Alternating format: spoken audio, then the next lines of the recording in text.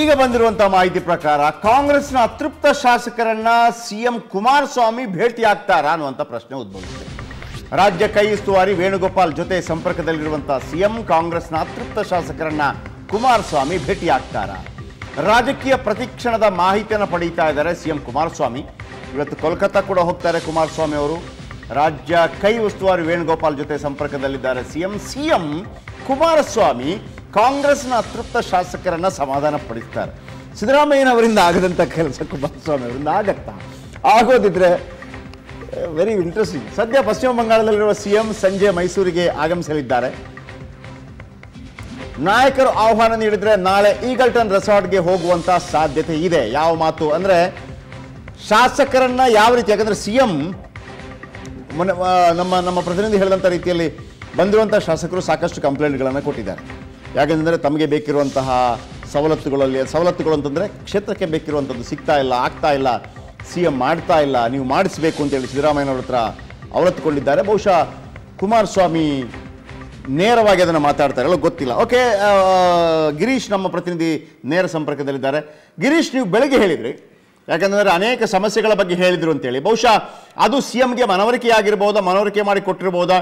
CM ಇವತ್ತು ಅತೃಪ್ತ ಶಾಸಕರನ್ನ, ಅದು ಕೂಡ ಕಾಂಗ್ರೆಸ್ನ ಅತೃಪ್ತ ಶಾಸಕರನ್ನ ಭೇಟಿಯಾಗಿ ಒಂದು ಭರವಸೆ ಕೊಡುವಂಥ ಪ್ರಯತ್ನಗಳು, ಇದು ಎಷ್ಟು ಫಲಕಾರಿಯಾಗಬಹುದು? ಇದಕ್ಕೆ ಸಿಎಂ ಒಪ್ತಾರ? ಏನು ಹೇಳುತ್ತೆ ರಾಜಕೀಯ ಪಡಸಾಲೆಯ ಮಾತುಗಳು? ಜಯಪ್ರಕಾಶ್, ಈ ಹಿಂದೆಯೇ ಸಿಎಂ ಕುಮಾರಸ್ವಾಮಿ ಅವ್ರನ್ನ ಕಾಂಗ್ರೆಸ್ ಶಾಸಕಾಂಗ ಪಕ್ಷದ ಸಭೆಗೆ ಆಹ್ವಾನ ಮಾಡಲಾಗಿತ್ತು. ಆದರೆ ಅದು ಬೇರೆ ಬೇರೆ ಕಾರಣಗಳಿಂದ ಮುಂದೋಗಿತ್ತು. ಬೆಳಗಾವಿ ಅಧಿವೇಶನ ಸಂದರ್ಭದಲ್ಲಿ ಅಲ್ಲೂ ಕೂಡ ಒಂದು ಶಾಸಕಾಂಗ ಪಕ್ಷ ಸಭೆಯನ್ನು ನಡೆಸಿದ್ರು. ಅಲ್ಲೂ ಕೂಡ ಸಿಎಂಗೆ ಆಹ್ವಾನ ನೀಡಲಿಕ್ಕೆ ಆಗಲಿಲ್ಲ. ಸೊ ಒಂದು ಹಂತದಲ್ಲಿ ಸಿಎಂ ಕುಮಾರಸ್ವಾಮಿ ಅವ್ರನ್ನ ಕಾಂಗ್ರೆಸ್ನ ಶಾಸಕರಿಗೆ ಭೇಟಿ ಮಾಡಿಸ್ಬೇಕು, ಕಾಂಗ್ರೆಸ್ ಶಾಸಕಾಂಗ ಸಭೆಗೆ ಅವ್ರನ್ನ ಕರೆದು ಅವರ ಸಮಸ್ಯೆಗಳಿಂದ ಶಾಸಕರು ಅದನ್ನು ಬಗೆಹರಿಸ್ಕೊಳ್ಬೇಕು ಸಿಎಂ ಸಮ್ಮುಖದಲ್ಲಿ ಅನ್ನುವಂಥ ಒಂದು ಚರ್ಚೆ ಆಗಿತ್ತು ಕಾಂಗ್ರೆಸ್ನಲ್ಲಿ. ಹಾಗಾಗಿ ಅದು ಆಗಿರಲಿಲ್ಲ. ಸೊ ಈ ಬಾರಿ ಏನು ರೆಸಾರ್ಟ್ನಲ್ಲಿ ಇದ್ದಾರೆ ಅತೃಪ್ತ ಶಾಸಕರೆಲ್ಲರೂ ಕೂಡ, ಅವರನ್ನು ಸಿಎಂ ಅವರಿಂದ ಭೇಟಿ ಮಾಡಿಸೋಂಥ ಒಂದು ಪ್ರಯತ್ನವನ್ನು ಕಾಂಗ್ರೆಸ್ ನಾಯಕರು ಆರಂಭ ಮಾಡಿರುವಂಥದ್ದು. ಇವತ್ತು ಪಶ್ಚಿಮ ಬಂಗಾಳದಲ್ಲಿ ಸಿಎಂ ಕುಮಾರಸ್ವಾಮಿ ಅವರಿದ್ದಾರೆ. ಇವತ್ತು ಸಂಜೆ ಅವರು ಮೈಸೂರಿಗೆ ಬರ್ತಾರೆ. ಮೈಸೂರಿಗೆ ಬಂದ ಬಳಿಕ ಇವತ್ತು ರಾತ್ರಿ ಅಥವಾ ನಾಳೆ ಬೆಳಗ್ಗೆ ಕುಮಾರಸ್ವಾಮಿ ಅವರು ಈಗಲ್ಟನ್ ರೆಸಾರ್ಟ್ಗೆ ಭೇಟಿ ನೀಡ್ಬೋದು. ಅತೃಪ್ತ ಶಾಸಕರ ಜೊತೆ ಒಂದು ಹಂತದ ಒಂದು ಕರ್ಟಸಿ ವಿಸಿಟನ್ನು ಮಾಡ್ಬೋದು ಅಂತ ಹೇಳಲಾಗ್ತಾ ಇದೆ. ಜಯಪ್ರಕಾಶ್, ಓಕೆ, ಇದೇನಾದರೂ ಲಾಭ ಆಗ್ಬೋದಾ? ಲಾಭ ನಷ್ಟ ಲೆಕ್ಕಾಚಾರನ ಗಮನಿಸಿದ್ರೆ ಓಕೆ, ಬರ್ತೀನಿ ನಿಮ್ಮ ಸಂಪರ್ಕಕ್ಕೆ ಮತ್ತೆ ಬರ್ತೀನಿ. ಇದೀಗ ರವಿ ಸುಬ್ರಹ್ಮಣ್ಯ ಅವರು ಆಲ್ರೆಡಿ ಬೆಂಗಳೂರಿಗೆ ಬಂದಿದ್ದಾರೆ, ರಾಜೀನಾಮೆ ನೀಡಲು ಸಜ್ಜಾದ. ಇದರ ವೇಳೆ ಓಕೆ, ರವಿ ಸುಬ್ರಹ್ಮಣ್ಯ ಬಂದಿದ್ದಾರೆ. ಅದಕ್ಕಿಂತ ದೊಡ್ಡ ಒಂದು ಸುದ್ದಿ, ಕಾಂಗ್ರೆಸ್ ಶಾಸಕಾಂಗ ಸಭೆಗೆ ಗೈರಾದ ಶಾಸಕರು ಇವತ್ತು ರಾಜೀನಾಮೆ ಕೊಡ್ತಾರೆ. ಉಮೇಶ್ ಜಾಧವ್ ರಾಜೀನಾಮೆ ಕೊಡ್ತಾರೆ ಅನ್ನುವಂಥ ಮಾಹಿತಿಗಳು ಕೇಳಿ ಬರ್ತಾ ಇದೆ. ರಾಜೀನಾಮೆ ಕೊಟ್ಟರೆ ಏನಾಗ್ಬೋದು? ಮೊದಲು ಆಪ್ತರಿಂದ ರಾಜೀನಾಮೆ ಕೊಡಿಸಲು ಗೋಕಾಕ್ ಶಾಸಕರ ಚಿಂತನೆಯಂತೆ. ಗೋಕಾಕ್ ಶಾಸಕರು ಇದರ ನೇತೃತ್ವವನ್ನು ವಹಿಸಿದ್ದಾರೆ. ಬಹುಶಃ ಅವರು ಕೆಲವರ ರಾಜೀನಾಮೆಯನ್ನು ಕೊಡಿಸುವಂಥ ಸಾಧ್ಯತೆ ಇದೆ ಅಂತೇಳಿ ಆ ಸಂದರ್ಭದಲ್ಲಿ ನಾನು ಮಹಾದೇವ್ ಪ್ರಕಾಶ್ ಅವರ ಹತ್ರ ಕೂಡ ಮಾತಾಡ್ತಾ ಇದ್ದೆ. 4 ಜನ ಗೈರು ಹಾಜರಾಗಿದ್ದರು ನಿಜ. ಒಂದು ವೇಳೆ ರಾಜೀನಾಮೆ ಕೊಟ್ಟರೆ, ಅಲ್ಪಮತಕ್ಕೆ ಕುಸಿದ್ರೆ ಏನಾಗುತ್ತೆ? ಸೇಫ್, ನಾನ್ ಸೇಫ್, ಅನ್ಸೇಫ್ ಎಲ್ಲ ವಿಚಾರಗಳು ಬಂದಾಗ ಏನಾಗಬಹುದು? ರಾಜ್ಯ ರಾಜಕೀಯ ಇಲ್ಲಿಗೆ ಮುಗೀತಾ ಅಥವಾ ಮುಂದೈತಾ ಮಾರಿ ಹಬ್ಬ? ಈಗ ನಿನ್ನೆ ಅವರು ನಿಜ ಕಾಂಗ್ರೆಸ್ಗೂ ಸರ್ಕಾರಕ್ಕೂ, ಅಂದರೆ ಸದನದ ಒಳಗೆ ನಡೆಯುವಂಥ ವಿಚಾರಕ್ಕೂ ಅಥವಾ ಕಾಂಗ್ರೆಸ್ ಶಾಸಕಾಂಗ ಪಕ್ಷದ ಸಭೆಗೂ ಅಜಗಜಾಂತರ ವ್ಯತ್ಯಾಸ ಇರುತ್ತೆ. ಹಾಗಿದ್ರೆ ಕೊಟ್ಟ ಮಾತಿನಂತೆ ನಡೆದುಕೊಳ್ತಾರ ಅಥಣಿ ಶಾಸಕ ಮಹೇಶ್ ಕಮಟಳ್ಳಿ? ಹಾಗಿದ್ರೆ ಮತ್ತೊಂದು ಸ್ಟೋರಿ ಮಹೇಶ್ ಕಮಟಳ್ಳಿ ಅವರದು. ಕೊಟ್ಟ ಮಾತಿನಂತೆ ನಡೆದುಕೊಳ್ತಾರ? ಗೋಕಾಕ್ ಶಾಸಕರಿಗೆ ಅನ್ಯಾಯವಾದ್ರೆ ಅವರೊಂದಿಗೆ ನಾವಿದ್ದೇವೆ ಎಂದಿದ್ರು ಕುಮಟಳ್ಳಿ. ಅಥಣಿ ಶಾಸಕ ಲಕ್ಷ್ಮಣ್ ಸವದಿ ಅವರನ್ನ ಸೋಲಿಸಿ ಈ ಬಾರಿ ಅಲ್ಲಿ ಗೆದ್ದಿದ್ರು. ಗೋಕಾಕ್ ಶಾಸಕರಿಗೆ ಅನ್ಯಾಯವಾದ್ರೆ ಅವರೊಂದಿಗೆ ನಾವಿದ್ದೇವೆ ಅಂತ ಕಮಟಳ್ಳಿ ಹೇಳಿದ್ರು. ಹಾಗಿದ್ರೆ ಉಮೇಶ್ ಜಾಧವ್ ಮತ್ತು ಮಹೇಶ್ ಕಮಟಳ್ಳಿ ರಾಜೀನಾಮೆ ಕೊಡ್ತಾರ? ರಾಜೀನಾಮೆ ಕೊಟ್ಟ ನಂತರ ಪರಿಸ್ಥಿತಿ ಏನಾಗುತ್ತೆ? ಗೋಕಾಕ್ ಸಹೋದರರಿಗೆ ಅನ್ಯಾಯವಾದ್ರೆ ಅವರ ಬೆಂಬಲಕ್ಕೆ ನಾವಿದ್ದೇವೆ, ಅಂದಿಗೂ ಇಂದಿಗೂ ಎಂದೆಂದಿಗೂ ಅವರೊಂದಿಗೆ ಇರುವೆ ಅಂತ ಕಮಟಳ್ಳಿ ಹೇಳಿದ್ರು. ಬೆಳಗಾವಿಯ ತುತ್ತ ತುದಿಯಲ್ಲಿ ಅಥಣಿ ಫಸ್ಟ್ ಬರುತ್ತೆ. 224 ಶಾಸಕರ ಪೈಕಿ ನೀವು ಆಲ್ಫಾಬೆಟ್ ಮಾದರಿಯಲ್ಲಿ ನೋಡಿದ್ರು ಕೂಡ, 1, 2, 3 ಮಾದರಿಯಲ್ಲಿ ನೋಡಿದ್ರು ಕೂಡ ನಂಬರ್ 1 ಅಥಣಿನೇ ಬರುತ್ತೆ. ಗೋಕಾಕ್ ಶಾಸಕರ ಜೊತೆ ರಾಜೀನಾಮೆಗೂ ರೆಡಿ ಆದ್ರ ಕಮಟಳ್ಳಿ.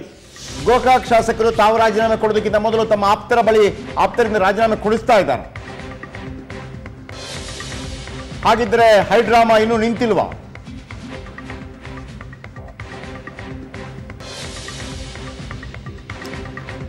ಡಿಸೆಂಬರ್ 31ನೇ ತಾರೀಕು ಇದೇ ಮಹೇಶ್ ಕುಮಟಳ್ಳಿ ಏನು ಹೇಳಿದ್ರು ಗೊತ್ತಾ? ಆ ಮಾತನ್ನ ಉಳಿಸ್ಕೊಳ್ತಾರೆ. ಅವತ್ತೇನು ಹೇಳಿದ್ರು ಬನ್ನಿ ಕೇಳಿಸ್ಕೊಳ್ಳೋಣ. ಸನ್ಮಾನ್ಯ ಸತೀಶಣ್ಣ ಜಾರಕಿಹೊಳಿ ಅವರು ನಮ್ಮ ನಾಯಕರು, ಅದೇ ರೀತಿ ರಮೇಶಣ್ಣ ಜಾರಕಿಹೊಳಿ ಅವರು ಕೂಡ ನಮ್ಮ ನಾಯಕರು. ಇವತ್ತು ಸತೀಶಣ್ಣ ಜಾರಕಿಹೊಳಿ ಅವರು ಜಿಲ್ಲಾ ಉಸ್ತುವಾರಿ ಸಚಿವರಾಯಿತು, ಮಂತ್ರಿಗಳು ಆಗಿದ್ದಾರೆ, ಕ್ಯಾಬಿನೆಟ್ ದರ್ಜೆ. ಅವರು ಬಂದಾಗ ನಮ್ಮ ಪಕ್ಷದ ವರಿಷ್ಠರು, ನಾವು ಅವ್ರ ಜೊತೆಗೆ ಇದ್ದೀವಿ. ಮೊದಲು ರಮೇಶಣ್ಣ ಅವ್ರ ಜೊತೆಗೆ ನಾವು ಇದ್ದಂಥವಿದ್ದೀವಿ. ಆದರೆ ಯಾವುದೇ ಸಂದರ್ಭದಲ್ಲಿ ಜಾರಕಿಹೊಳಿ ಬಂಧುಗಳಿಗೆ ಅನ್ಯಾಯ ಆತಪ್ಪ ಅಂದ್ರೆ ನಾವು ಅವ್ರ ಬೆಂಬಲಕ್ಕೆ ಇರ್ತೀವಿ. ಸನ್ಮಾನ್ಯ ಸತೀಶಣ್ಣ ಜಾರಕಿಹೊಳಿ ಅವರು ನಮ್ಮ ನಾಯಕರು, ಅದೇ ರೀತಿ ರಮೇಶಣ್ಣ ಜಾರಕಿಹೊಳಿ ಅವರು ಕೂಡ ನಮ್ಮ ನಾಯಕರು. ಇವತ್ತು ಸತೀಶಣ್ಣ ಜಾರಕಿಹೊಳಿ ಅವರು ಜಿಲ್ಲಾ ಉಸ್ತುವಾರಿ ಸಚಿವರಾಯಿತು, ಮಂತ್ರಿಗಳು ಆಗಿದ್ದಾರೆ, ಕ್ಯಾಬಿನೆಟ್ ದರ್ಜೆ. ಅವರು ಬಂದಾಗ ನಮ್ಮ ಪಕ್ಷದ ವರಿಷ್ಠರು, ನಾವು ಅವ್ರ ಜೊತೆಗೆ ಇದ್ದೀವಿ. ಮೊದಲು ರಮೇಶಣ್ಣ ಅವ್ರ ಜೊತೆಗೆ ನಾವು ಇದ್ದಂಥವಿದ್ದೀವಿ. ಓಕೆ, ಎಸ್, ನಾನು ಮಹದೇವ್ ಪ್ರಕಾಶ್ ಅವರನ್ನ ಮಾತನಾಡಿಸೋಕ್ಕಿಂತ ಮೊದಲು, ಯಾಕಂದ್ರೆ ರಾಜೀನಾಮೆ ಕೊಟ್ಟ ನಂತರ ಏನಾಗ್ಬೋದು ಅನ್ನೋದು ವೆರಿ ಸೀರಿಯಸ್ ಇಶ್ಯೂ. ನರಸಿಂಹಮೂರ್ತಿ ಮುಂಬೈನಲ್ಲಿದ್ದಾರೆ. ಎಸ್ ನರಸಿಂಹಮೂರ್ತಿ, ಈಗ ಬಂದಿರುವಂತಹ ಮಾಹಿತಿ ಉಮೇಶ್ ಜಾಧವ್ ಮತ್ತು ಮಹೇಶ್ ಕುಮಟಳ್ಳಿ ರಾಜೀನಾಮೆ ಕೊಡ್ತಾರೆ, ಅದಾದ ನಂತರ ಗೋಕಾಕ್ ಶಾಸಕರು ಕೊಡಬಹುದು, ಅದರ ಜೊತೆಗೆ ಬಾಕಿದ್ದವರು ಸೇರ್ಕೋತಾರೆ, ಗೊತ್ತಿಲ್ಲ.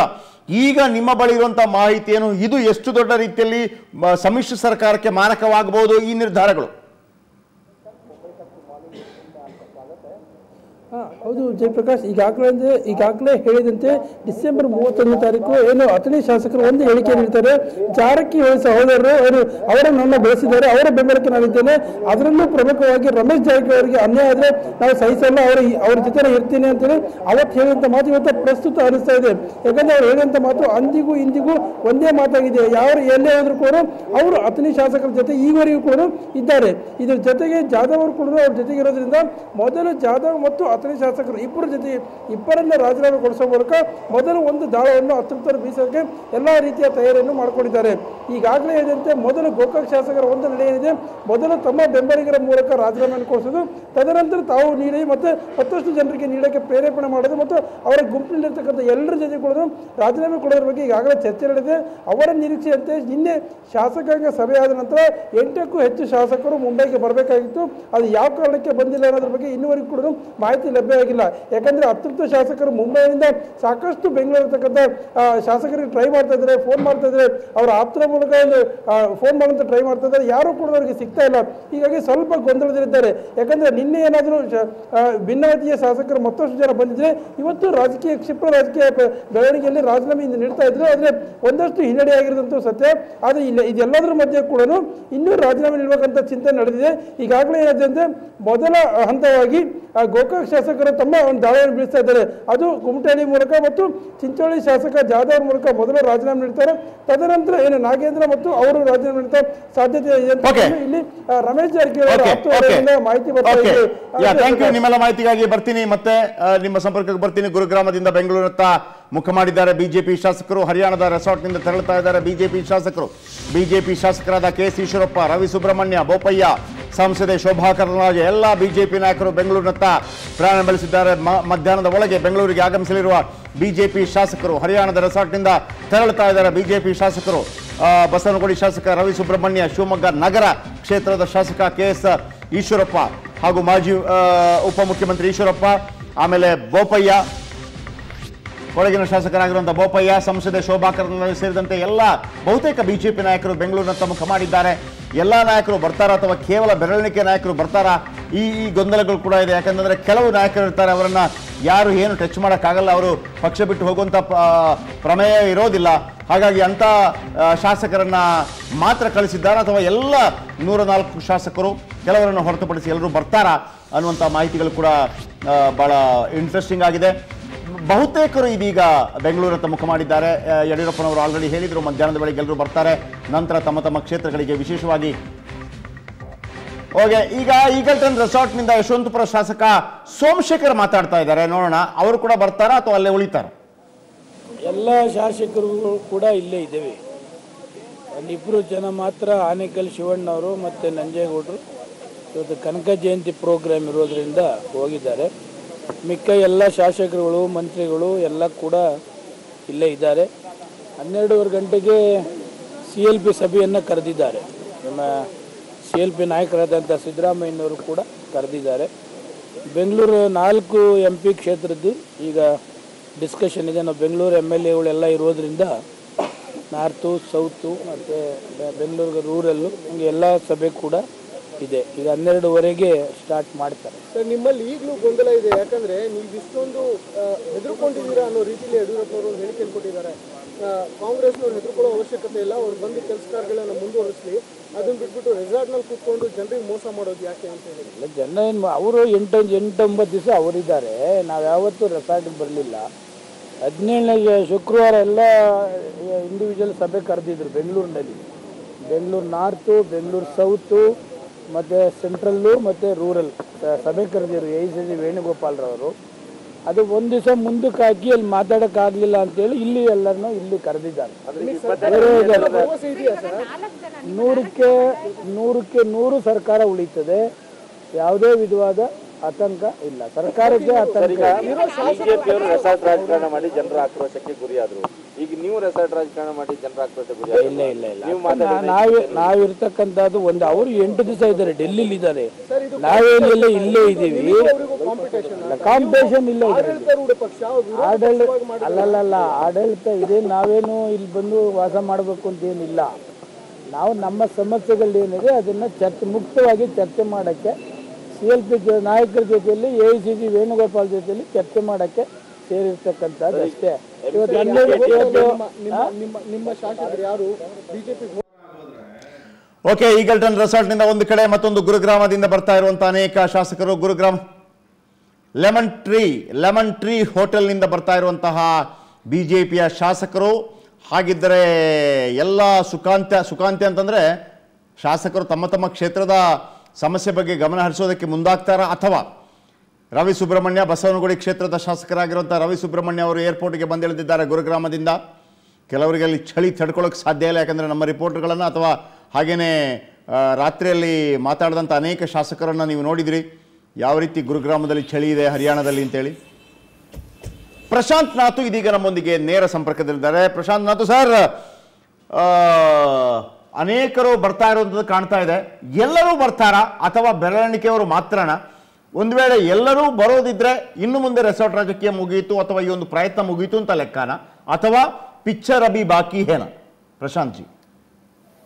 ಜಯಪ್ರಕಾಶ್, ಇವತ್ತು ಬೆಳಗ್ಗೆಯಿಂದ ಬಹುತೇಕ 50ಕ್ಕೂ ಹೆಚ್ಚು ಶಾಸಕರು ಈಗಾಗಲೇ ವಿಮಾನ ನಿಲ್ದಾಣವನ್ನು ತಲುಪಿದ್ದಾರೆ.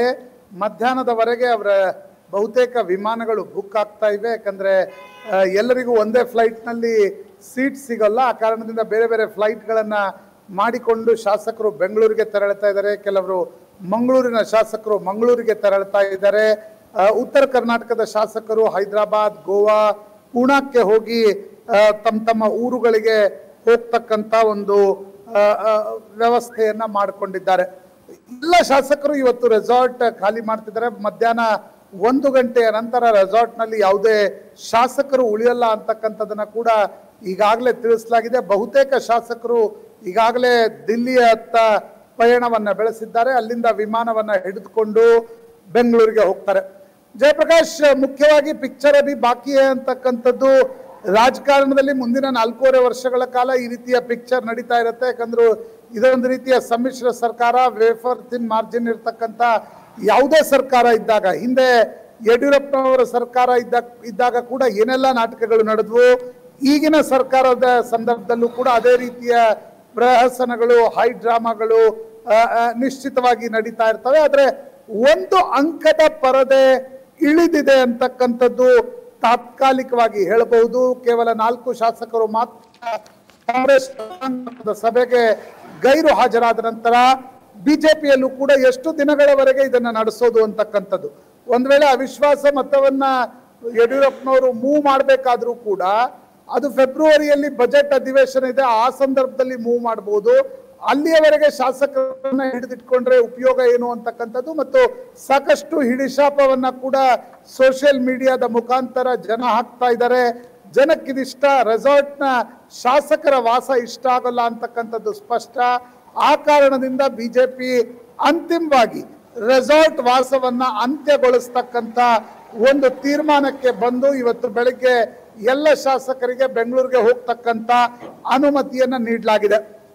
ಬಿಜೆಪಿಯ ದೃಷ್ಟಿಯಿಂದ ನೋಡಿದಾಗ ಬಿಜೆಪಿ ಯಾವ ರೀತಿಯ ಆಟವನ್ನ ಬಯಸ್ತಾ ಇತ್ತೋ, ಶಾಸಕರು ರಾಜೀನಾಮೆಯನ್ನ ನೀಡಬೇಕು 16 ಶಾಸಕರು ಅಂತಕ್ಕಂಥದ್ದು, ಅದು ಸಂಕ್ರಾಂತಿಯ 15ನೇ ತಾರೀಕು ಮಧ್ಯಾಹ್ನ 12 ಗಂಟೆಗೆ ಅದರ ಒಂದು ಮುಹೂರ್ತವನ್ನ ಕೂಡ ನಿಗದಿಪಡಿಸಲಾಗಿತ್ತು. ಆದರೆ ಅದು ಸಾಧ್ಯ ಆಗದೆ ಹೋದಾಗ 18, 19ರ ಮಾತುಗಳನ್ನ ಬಿಜೆಪಿಯ ನಾಯಕರು ಆಡ್ತಾ ಇದ್ರು. ಈಗಷ್ಟೇ ಅನೇಕ ಶಾಸಕರು ಕೂಡ ಹೋಗ್ತಾ ಇರೋದನ್ನ ನಾವು ದೃಶ್ಯಗಳಲ್ಲಿ ನೋಡ್ತಾ ಇದೀವಿ.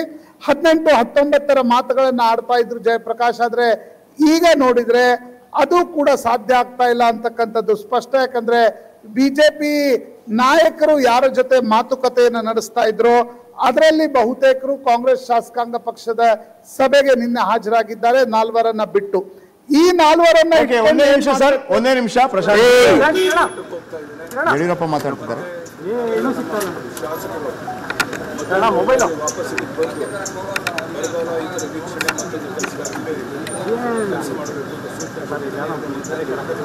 ಶಾಸಕರ ಜೊತೆ ಸಭೆ